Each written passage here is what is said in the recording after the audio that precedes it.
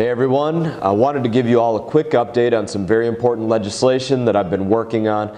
As some of you might remember, I've been leading the charge to end deadly experiments performed on cats at the U.S. Department of Agriculture.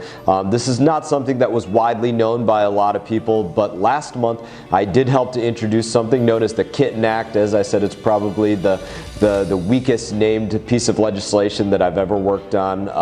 But you know, after hearing the horrible reports of the federal government breeding hundreds of cats just to intentionally feed them parasitic-ridden raw meat, to kill them even though they might have been perfectly healthy, not go out and adopt them, other things like that. They'd also been buying cats at the Asian meat markets, forcing these otherwise healthy cats in the United States to eat them. Really some, in my opinion, some disgusting practices that were absolutely not an appropriate use of your dollars. That obviously didn't sit right with me, so especially when taxpayer dollars, your dollars, are being used to fund these unnecessarily and awful experiments, that's really when it certainly needs to come to an end. Your dollars shouldn't be spent on that. But this week we got great news.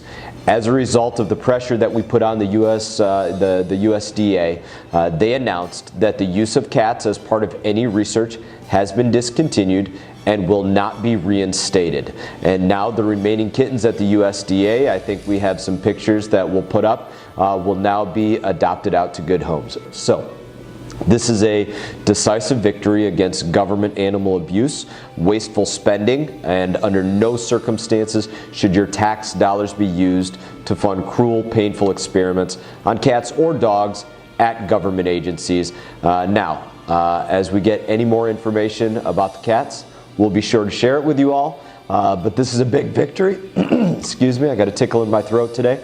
It's one that we will be, we're going to be out there following and making sure that the commitments made on this are not drawn back on. We're going to continue our fight so that other agencies like the Department of Veterans Affairs, who continue to conduct experiments on dogs, follow suit and put a permanent end to abusive and painful animal testing within that agency.